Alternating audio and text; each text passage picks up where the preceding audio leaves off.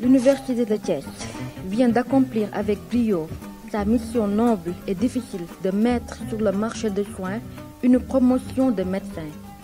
Résultat inédit dans l'histoire universitaire du Sénégal. Pour la première fois, des disciples d'Hippocrate sont formés et avec la manière dans la cité du rail. Cela est le travail de grands professionnels qui méritent d'être magnifiés à sa juste valeur. Bonjour monsieur. Bonjour. Je suis le professeur Mamadou Mourtalaka. Je suis enseignant-chercheur à l'Université de Thiès et je suis le premier directeur de l'UFR des sciences de la santé, la deuxième faculté de médecine du Sénégal. Nous vous remercions d'avoir bien voulu nous accorder cet entretien. Qui est le professeur K? Alors, j'ai grandi à Thiès. J'ai fait mes études secondaires au lycée Malick de Thiès, après quoi j'ai rejoint l'école militaire de santé et j'ai fait l'internat des hôpitaux de Dakar. J'ai fait mon internat en médecine interne et donc je suis agrégé de médecine interne. J'ai fait 22 ans à l'hôpital de Dantec, globalement, évidemment, avec quelques voyages en France et aux États-Unis. Ensuite, médecin colonel de l'armée sénégalaise, j'ai eu l'occasion d'aller au Libéria en mission casque bleu pour monter le premier hôpital de niveau 2 que l'armée sénégalaise ait monté en zone de combat, en zone de guerre.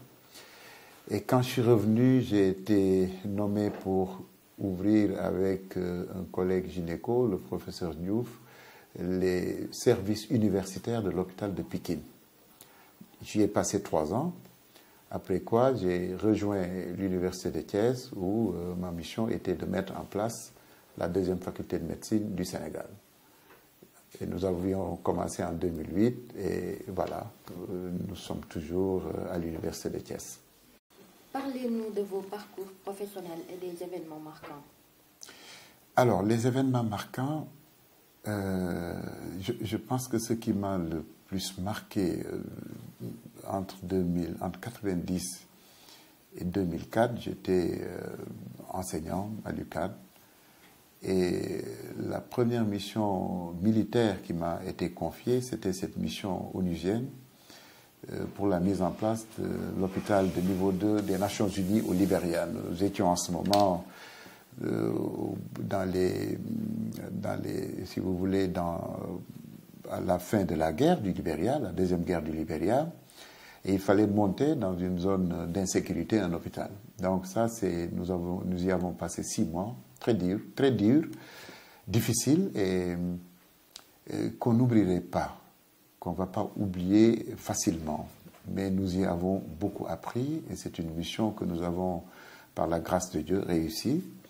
Cet hôpital a fonctionné au Libéria pendant 6 ans et nous étions tous heureux d'avoir rempli cette mission qui était extrêmement difficile, dans des conditions extrêmement difficiles et en zone, si vous voulez, de guerre, en zone d'insécurité. La deuxième chose qui m'a sûrement marqué dans ma carrière professionnelle, c'est aussi cette mission de mise en place de la deuxième faculté de médecine du Sénégal.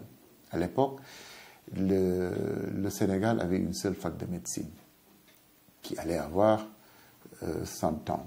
C'était en 2016, en 1916 que la fac de médecine de Dakar avait ouvert ses portes. Et donc, nous sommes centenaires. Mais il s'est passé que dans la sous-région où la majeure partie des praticiens étaient formés à Dakar, ils avaient une fac de médecine, une deuxième fac de médecine. C'est-à-dire que le Burkina avait Bobo Dioulasso, une deuxième fac de médecine. La Côte d'Ivoire avait Bouaké, une deuxième fac de médecine à côté de la fac d'Abidjan. Le Bénin avait une deuxième fac de médecine, Parakou, à côté de la faculté de médecine de Cotonou.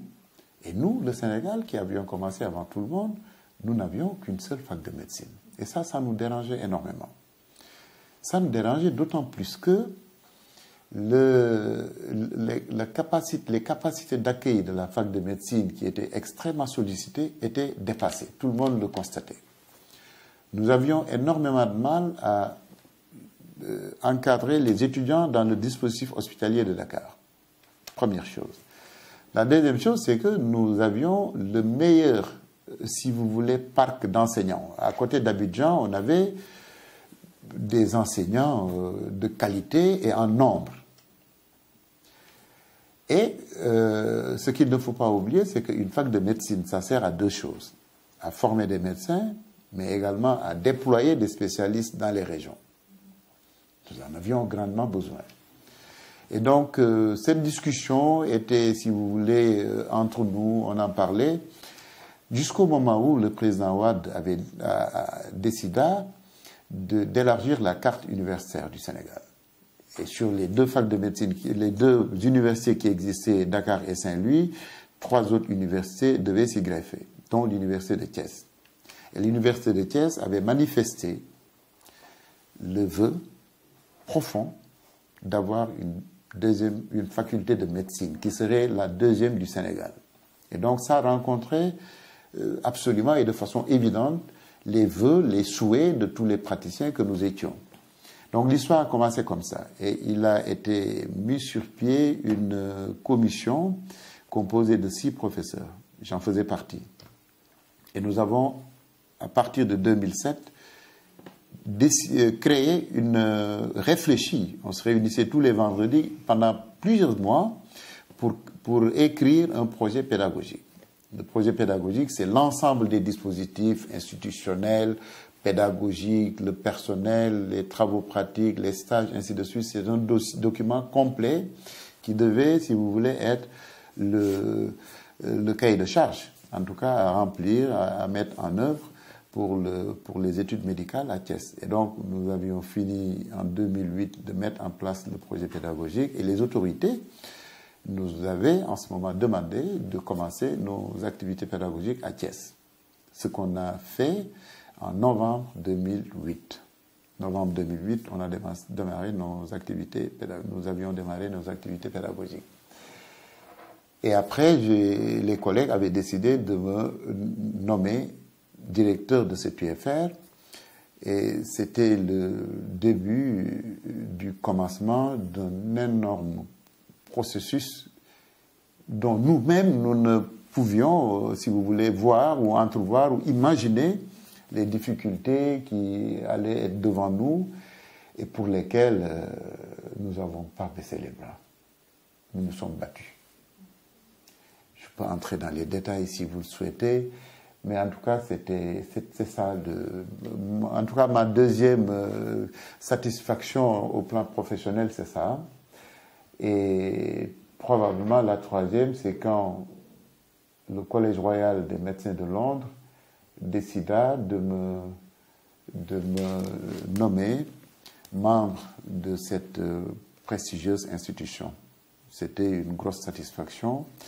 Et pour la petite histoire, quand c'est venu d'un élément, nous étions dans un projet de recherche et j'ai eu la visite des Britanniques qui étaient avec nous impliqués dans ce processus de recherche avec donc quelques chercheurs français, des chercheurs britanniques, avec des collègues gambiens pour la Gambie, le Sénégal et le Nigeria. Et c'est un projet qui était multisite et qui était un projet international financé par l'Union européenne. Et à un moment, quand j'étais dans ma deuxième année de direction à Thiès, quand les Britanniques sont venus, ils nous ont demandé, en fait, qu'est-ce que vous faisiez? Je leur ai dit, on était en train de monter une fac de médecine.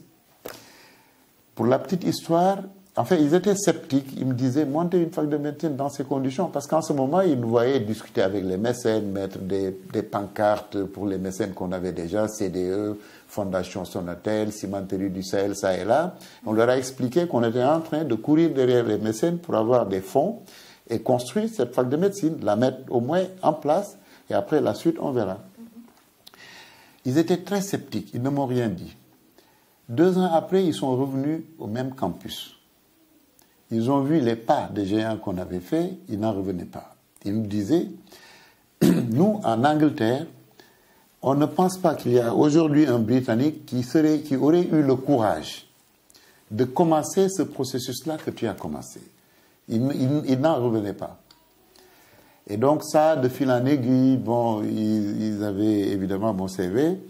C'est en ce moment qu'ils m'ont proposé pour être membre du Collège royal des médecins de Londres. L'histoire est venue comme ça. Évidemment, après, il y a une élection mondiale de tous les membres, et ainsi de suite. C'est assez compliqué. Mais en tout cas, je crois que ça fait partie des éléments qui les a marqués.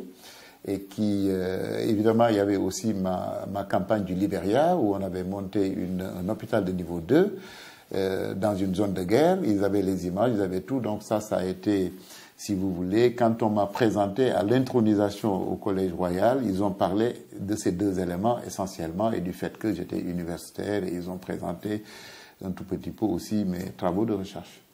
Voilà un peu. Pour répondre à la question sur ce qui m'a le plus marqué dans ma carrière universitaire et professionnelle, simplement. En tant que pionnier, notamment premier directeur d'une institution qui a la très délicate mission de former des praticiens à l'exercice d'une non moins délicate et si cruciale profession, la médecine, quelles ont été vos appréhensions au tout début face à cette immense tâche? Alors, pour dire vrai, nous, moi j'avais la conviction qu'on pouvait faire des choses bien. Le problème, c'était l'accompagnement. Et cet accompagnement a un peu manqué. Disons que quand on a choisi de commencer immédiatement, nous avions demandé à M. Momambaye, qui était un ami et qui était le directeur du SNEPS de Thiès, que vous connaissez sûrement. Il nous a prêté 2 salles de classe et une petite salle pour le secrétariat. Notre première année, on n'était pas dans le campus actuel. On avait demandé des salles de classe pour démarrer. Mais on espérait en ce moment que l'État, et ce qui nous avait été, si vous voulez, promis, allait se mettre tout de suite, cette année-là, à mettre en place des structures, à équiper, ainsi de suite, comme pour faire une fac de médecine. Mais les choses ne se sont pas passées comme ça. Je crois qu'en 2008, c'est la période où il y avait la crise financière, quoi. Je crois qu'on avait une espèce de déprime, les personnes n'y croyaient plus tellement. C'était une période assez difficile, assez stressante, je crois, pour tous les responsables. Et ce qui a été difficile, c'est de dire, est-ce qu'il fallait continuer? On avait cette question. Est-ce qu'il fallait quand même continuer à se battre ou est-ce qu'il allait s'arrêter ou suspendre les activités jusqu'à ce que l'État puisse amener, si vous voulez, les moyens et démarrer? Nous nous sommes dit, tout de même, on va essayer d'aller voir quelques gens qui pourraient nous aider. Et nous avons parlé à des collègues qui étaient dans des sociétés et ainsi de suite. C'est comme cela qu'on a pu entrer en contact avec Mme Lalo Koulibaly, qui était à l'époque administratrice de la fondation Sonatel, qui était très sceptique en un moment et qui nous a dit, puisqu'on était 6 professeurs à venir la voir dans son bureau, et tous nous lui disions, non, mais nous, on est sûr de pouvoir faire quelque chose, il faut juste nous aider. Elle a fait 2 lignes de crédit, une ligne pour le matériel, une ligne pour la réfection des bâtiments. Nous sommes allés voir Hassan Chemali, PDG de CDE. Nous sommes allés voir beaucoup de sociétés. Il y a des sociétés, je peux le dire aujourd'hui, qui nous ont éconduits gentiment, qui nous ont dit, nous ne savons pas ce que vous voulez, parce que créer une fac de médecine en allant demander à des sociétés leur participation, ça leur semblait assez atypique, assez suspect, même par endroits. Et donc, nous nous sommes contentés de ce que nous avions et nous avons commencé à réfectionner en ce moment les bâtiments qui nous avaient été affectés. Les anciennes maisons familiales rurales, l'ancien bâtiment de l'inspection médicale, et nous avons commencé à, je vous ai montré des photos, à développer. CDE nous donnait du matériel, des agglos, du ciment, des tubes orange, des ventilos, enfin un peu de tout. Et on avait pris des entrepreneurs de la place avec qui on discutait. Une fois qu'ils faisaient le travail, la Fondation Sonatel payait, ainsi de suite. C'est donc comme ça qu'on a pu, dans la première année, réfectionner des bâtiments et faire en sorte d'avoir au moins des salles de classe, une bibliothèque, une salle multimédia et réfectionner le bâtiment de l'administration. C'est le privé qui a fait ça. Et pour moi, c'est toujours, si vous voulez, je ne peux rater l'occasion de remercier les premières personnes qui ont cru en ce qu'on leur disait. Nous étions de gros rêveurs. Certains nous avaient taxés d'aventuriers, recruter des gosses, des bacheliers, des enfants, des gens pour les mettre dans ces conditions, mais nous y croyons et ça s'est bien passé, finalement. Voilà, donc c'est probablement ça la partie qui était extrêmement stressante. Aller demander à des gens sans savoir la réponse a priori, ou sortir d'un bureau où on vous a pratiquement dit on ne fera rien pour vous, avec parfois un regard suspicieux, et le lendemain continuer à mettre ses chaussures et encore aller voir des gens, ça je remercie les collègues qui étaient avec moi, et je pense que c'est probablement la chose qui aujourd'hui nous fait plaisir, et quand je pense à ça, c'est avec beaucoup d'émotion, parce que ce n'était pas évident du tout. Et quelles ont été évidemment les contraintes et les obstacles majeurs? Les contraintes, donc, c'est cela, mais après, on a pu mettre avec le premier recteur que je vais citer ici, le professeur Pape Bresson, qui nous a appuyés, qui était derrière nous. Nous avons pu mettre en place si vous voulez, des dispositifs qui nous ont permis de fonctionner. Maintenant, à partir de là, il ne fallait pas qu'on nous reproche après d'avoir sacrifié des enfants. Donc, notre objectif, en tout cas moi, qui était le directeur, qui était le responsable premier, mon problème, c'était qu'on ne nous dise pas demain que Thiès a formé des médecins de seconde zone. Ou qu'on ne nous dise pas demain, il ne fallait pas ouvrir Thiès, la qualité n'y est pas. En médecine, il faut de la qualité. Et donc, ça c'était un challenge. Il fallait se battre sur beaucoup de parcelles pour y arriver. Et on s'est engagé, on a travaillé, on s'est battu avec des collègues qui étaient à Thiès, avec des gens qui étaient, si vous voulez, très convaincus du projet que nous avions. Et on a pu, en tout cas, de l'avis de tout le monde, aujourd'hui, 10 ans après, former des médecins de qualité. Personne ne peut le nier. Donc ça, c'est aussi, ça fait partie, si vous voulez, des difficultés qu'on a eues parce qu'il fallait vraiment se mettre au travail. Aujourd'hui, avec la sortie de la première promotion des médecins, le pari de la formation décentralisée semble être gagné. Absolument. Quel est votre secret? Bon, je ne sais pas s'il y a un secret particulier. En tout cas, nous sommes têtus. Moi, personnellement, je suis extrêmement têtu. J'ai horreur qu'on me dise on ne peut pas. Je n'aime pas, si tu veux, le pessimisme de départ. On peut tout faire. Je suis persuadé qu'au Sénégal, nous n'avons pas encore exploité toutes nos possibilités. Nous sommes intelligents, tous les Sénégalais. Il nous suffit d'un engagement pour réussir des choses. Alors, maintenant, à partir de là, à un moment aussi, il faut se donner les moyens, il faut pouvoir se battre, il faut pouvoir s'engager, il faut se donner les moyens de cette réussite-là. Vous allez avoir des pots de banane, ça et là. Il faut les éviter, on peut trébucher, mais il faut se relever et continuer le combat. C'est cela. Tout le problème, c'est d'être sûr d'avoir en tout cas un certain leadership. Le leadership peut être un leadership individuel, mais ça peut également être un leadership de groupe.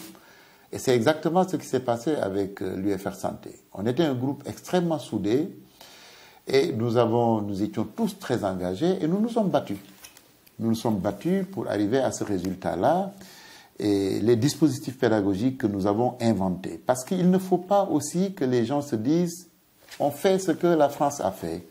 On fait ce que les Américains ont fait. Ce que nous devons faire, c'est nous qui devons l'inventer. Nous devons inventer nos propres dispositifs. Nous devons inventer nos mécanismes en rapport avec les réalités de notre terrain, en rapport avec ce que nous sommes, pour nous en sortir. L'exemple de l'UFR Santé est là. Nous sommes partis de rien du tout. Aujourd'hui, nous sommes une fac de médecine les plus en vue dans la sous-région.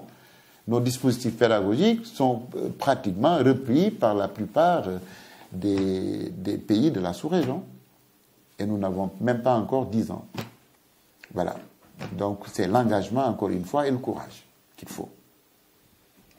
Vous avez été, rappelons-le, le premier directeur de l'UFR Santé de l'Université de Thiès. Tout à fait. Quel bilan faites-vous de votre direction? Écoutez, j'ai été pendant 7 ans directeur. J'ai fini mes 2 mandats parce que la première année, il n'y avait pas d'élection. On était en train de se battre sur le terrain. C'est au bout de la première année qu'il y a eu des élections. Donc j'ai été élu et réélu. Ce qui fait que j'ai fait 7 ans de direction.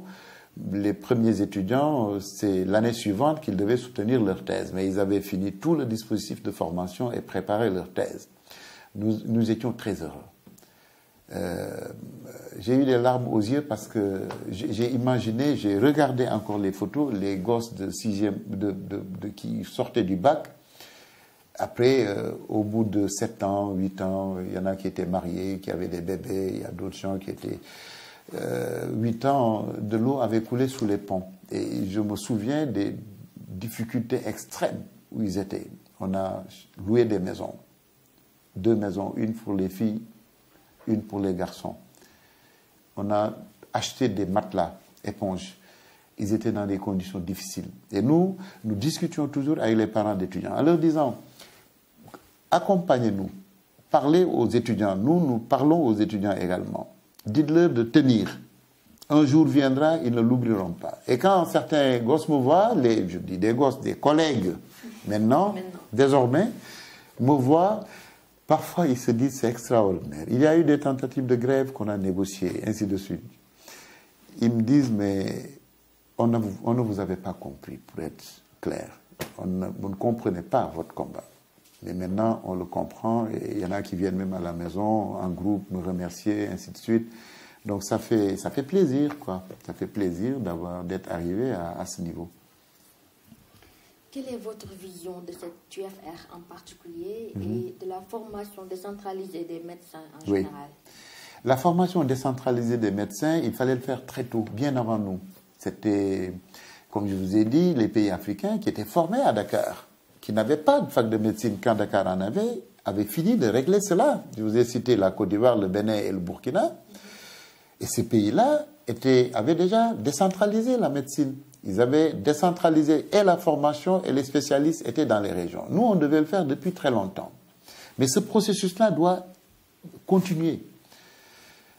Nous ne pouvons pas continuer à dire aux autorités que vous devez appuyer ce processus, puisque c'est comme ça. Quand vous prenez l'exemple de la France ou l'exemple de Grande-Bretagne, les facultés de médecine ont essaimé comme ça par diffusion. Montpellier ou Lyon ou Marseille, c'est Paris qui a commencé et qui a diffusé. Il y en a peut-être qui ont des histoires assez particulières comme Marseille et peut-être Toulon, mais les autres, c'est des profs de Paris qui allaient créer régulièrement des facs de médecine et qui créaient des écoles qui sont tout aussi importantes aujourd'hui que les écoles de Paris. Mais je peux le dire aujourd'hui, cet accompagnement, nous ne l'avons pas. Jusque-là, au moment où je parle, on a des problèmes pour l'installation des enseignants dans les hôpitaux, on a des problèmes dans le dispositif hospitalo-universitaire, les textes depuis 10 ans, on court derrière, et donc ça, c'est un problème que moi, j'ai fini de me battre là-dessus, et il y a d'autres gens qui ont pris le relais de ce combat. Mais en tout cas, la vision, c'est que l'État doit aller écouter encore ce que nous avons fait jusque-là et essayer de faire évoluer les choses. Quel message lancez-vous? Oui, le message que je lance, c'est qu'aujourd'hui, les facultés de médecine dans les régions sont une réalité. Il faut continuer à se battre là-dessus. Il faut continuer également à développer les spécialités. Et il faut continuer à promouvoir l'excellence. Tout ce qu'on fait, il faut que ça soit basé sur l'excellence. L'université, c'est l'émulation. Il faut que le meilleur soit là, les meilleurs du Sénégal. Même s'il faut les sortir de je ne sais où, il faut qu'ils soient là dans les universités. Nous devons changer de paradigme. Si vous allez aujourd'hui aux États-Unis, l'université de n'importe quelle ville, Chicago, si vous prenez, fait un appel à candidature pour une grande université, pour être le président. L'appel à candidature là, elle est internationale. Je connais l'exemple de Chicago, celui qui a gagné le poste de recteur d'une des universités vient de Grande-Bretagne. Ce n'est pas un Américain. Les gens regardent, ils voient le parcours, ils voient celui qui est le plus approprié, ils le payent pour venir diriger une institution. Il ne faut plus qu'on soit, si vous voulez, qu'on se cantonne dans des raisonnements inappropriés quand il s'agit de recherche et de science.